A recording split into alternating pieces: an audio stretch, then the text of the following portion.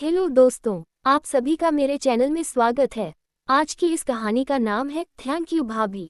उद्धरण चिन्ह। आप सभी के कहने पर थैंक यू भाभी का अगला भाग लेकर हाजिर है इस कहानी का। 4 दिन बाद मेरी शादी थी। आज बैचलर पार्टी मनानी थी। इस अनोखी बैचलर पार्टी में मैंने अपनी होने वाली पत्नी का शादी का लहंगा पहनकर खुद को ही दुल्हन बना लिया था और अब औरत के रूप में सुहागरात मनानी थी। पढ़ते हैं आगे इस सुहागरात में क्या हुआ। जाते जाते भाभी एक कागज की पर्ची मेरे ब्लाउज के अंदर खोंस गई और मेरे कुछ कह या सुन पाने से पहले ही मेरी ओर एक आंख मारकर दरवाजा बंद करके चली गई। खुद को कमरे में अकेला पाकर मेरी घबराहट अब और बढ़ गई। मन में बस यही चल रहा था कि क्या सच में कमरे में कोई और भी है जो मेरे साथ सुहागरात मनाने वाला है या भाभी ने कुछ और ही सरप्राइज रखा है। मेरी चुनरी सेमी ट्रांसपेरेंट थी, इसलिए मुझे घूंघट के बाहर साफ तो नहीं पर धुंधला धुंधला सब दिखाई दे रहा था। लेकिन शर्म और घबराहट के मारे मेरा ये हाल था कि अपने मन की यह जिज्ञासा शांत करने के लिए मुझसे सिर उठाकर कमरे में देखा भी नहीं जा रहा था कि क्या यहाँ कोई और भी है। लिपस्टिक से सजे मेरे गुलाबी होठों तक घूंघट लटक रहा था और मेरी शर्म से झुकी हुई नजरें बस जमीन में धंसी जा रही थी। सिर पर चुनरी, माथे पर बूंदा और भारी झुमकों के भार से सिर झुका जा रहा था।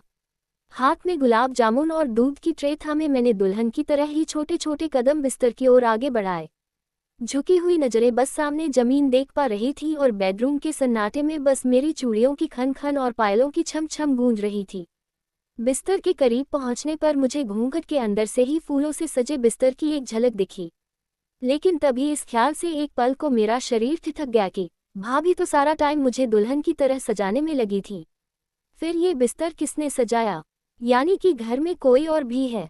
अब तय था कि बेडरूम में कोई तो है जो आज मेरी बैचलर पार्टी में मेरे साथ सुहागरात मनाने आया है। यही सोचकर मेरी सांसें और दिल की धड़कनें तेज हो गईं। लेकिन तब भी शर्म के मारे मुझसे सिर उठाकर देखा नहीं गया कि कमरे में आज कौन मेरा पति बनकर मौजूद है। शर्म इस बात की थी कि 4 दिन बाद मेरी किसी लड़की के साथ शादी है और मैं एक मर्द होते हुए भी लहंगा चोली पहनकर और पूरे साज श्रृंगार करके खुद दुल्हन बनकर किसी के साथ सुहागरात मनाने जा रहा हूँ। अगर सिर उठाकर देखा तो कमरे में मौजूद शख्स क्या सोचेगा कि कैसा हूं मैं जिसे सुहागरात मनाने की इतनी बेसब्री है। कमरे में किसी और की मौजूदगी के एहसास से ही लगा कि उल्टे पैर भाग जाऊं।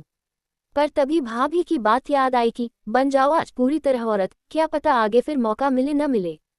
बस यही सोचकर शर्म के मारे सिर और नजरें झुकाए मेरे कदम आगे बढ़ने लगे और बिस्तर के करीब रखी टेबल तक पहुंचे। मैंने आगे झुककर अपने हाथों में पकड़ी ट्रे टेबल पर रख दी। ट्रे रखने के दौरान जब कमर तक झुकी तब घूंघट के अंदर से ही मैंने अपनी आंखों की कोराएं हल्की सी घुमाकर बेडरूम में मौजूद शख्स को खोजने की कोशिश की तो बिस्तर के दूसरी ओर मुझे क्रीम कलर की सलवार और लाल शेरवानी में एक शख्स खड़ा दिखा। उसकी शक्ल तो नहीं, बस कमर तक का हिस्सा मुझे दिखा। OMG, ये तो मेरी शेरवानी है जो मुझे शादी वाले दिन दूल्हा बनने पर पहननी है। इसी पर डायरी में लिखे मेरे वह शब्द मुझे याद आए, काश कि मुझे शादी के पहले एक बार दुल्हन बनने का मौका मिलता। मेरी भी सुहागरात होती, मुझे भी औरतों की तरह कोई प्यार करता, अपनी बाहों में भरता। काश कि ऐसा हो जाए कि सुहागरात वाले दिन संभावना मुझे अपना लहंगा पहनाकर दुल्हन बना दे और खुद मेरी शेरवानी पहनकर मेरा पति बनकर प्यार करे। यानी शेरवानी मेरी है तो फिर पक्का ये संभावना ही है मेरी होने वाली पत्नी जो आज मेरा पति बनकर मेरे अंदर बसी औरत की प्यास बुझाने आई है। भाभी ने डायरी में लिखी मेरी हर मुराद पूरी कर दी, संभावना ने मुझे इस रूप में स्वीकार कर लिया। इस ख्याल के साथ ही मेरे चेहरे पर एक मुस्कुराहट आ गई, लेकिन घबराहट भी बढ़ गई कि मेरी होने वाली पत्नी मुझे इस रूप में देखकर न जाने क्या सोच रही होगी कि उसका शादी का लहंगा उससे पहले उसके पति ने पहन लिया। कहीं वो ये तो नहीं सोच रही होगी कि कैसे लड़के से वो शादी करने जा रही है जो अपनी बैचलर पार्टी औरतों के कपड़े पहनकर दुल्हन की तरह सजकर मना रहा है। शर्म से डूब मरने का मन भी हुआ। इसी कारण सिर उठाकर संभावना की ओर देखने की हिम्मत नहीं हुई और मेरा शरीर ट्रे टेबल पर रखने के बाद जहां का तहां स्टैच्यू बनकर खड़ा रह गया।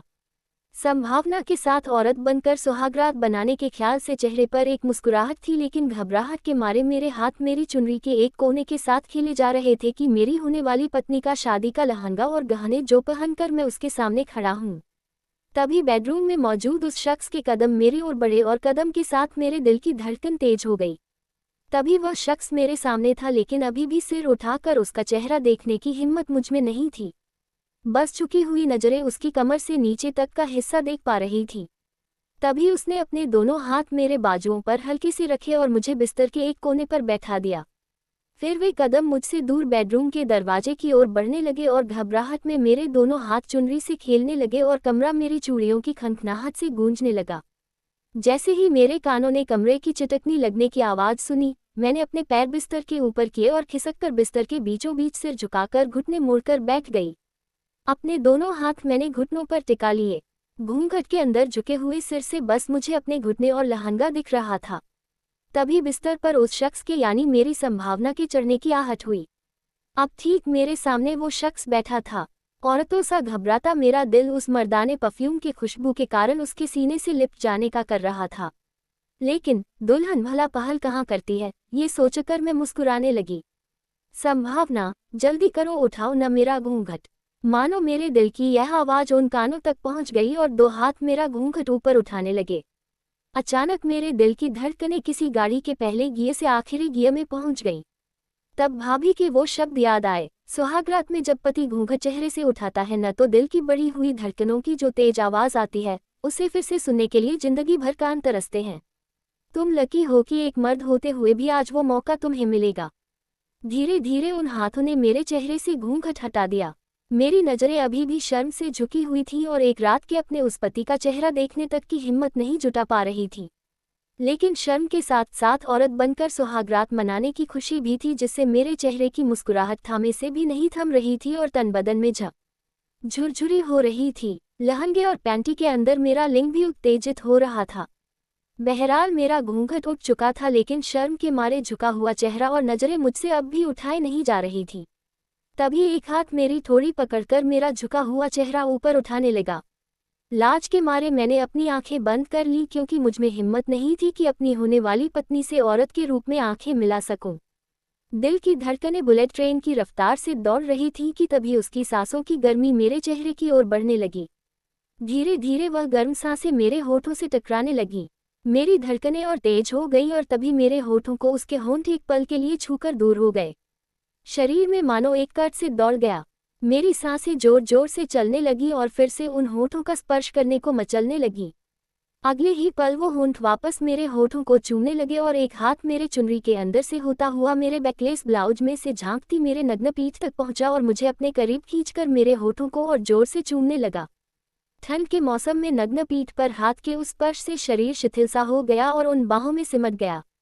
मुंह के अंदर हम दोनों की जीभ से जीभ टकरा उठी और मैं भी उस चुंबन का आनंद उठाने लगी और भूल गई कि मैं स्वयं एक मर्द होते हुए भी दुल्हन बनकर किसी की बाहों में हूँ। करीब 3-4 सेकंड तक चले उस चुंबन की गहराई जब और बढ़ी तो अचानक मुझे अपने होंठों व चेहरे की कोमल स्किन पर दाढ़ी मूंछ के बालों की चुभन महसूस हुई। मैंने झटके से अपने होंठों को उन होंठों से और खुद को उन बाहों से दूर किया और अपने आप ही मेरी आंखें खुल गईं।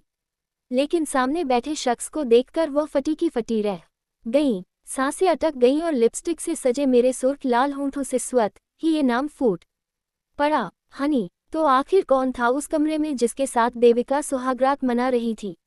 ये तो इस कहानी की देविका ही जानती है और इसका जवाब जल्दी ही हमें देंगी। कहानी का अगला भाग आप पार्ट 4 में सुनिए। आज की ये खास और मज़ेदार कहानी थैंक यू भाभी आपको कैसी लगी नीचे कमेंट में ज़रूर बताएं। अगर आपको ये पसंद आए तो लाइक दबाएं, शेयर करें और मेरे इस चैनल को सब्सक्राइब करें। आपका बहुत बहुत धन्यवाद।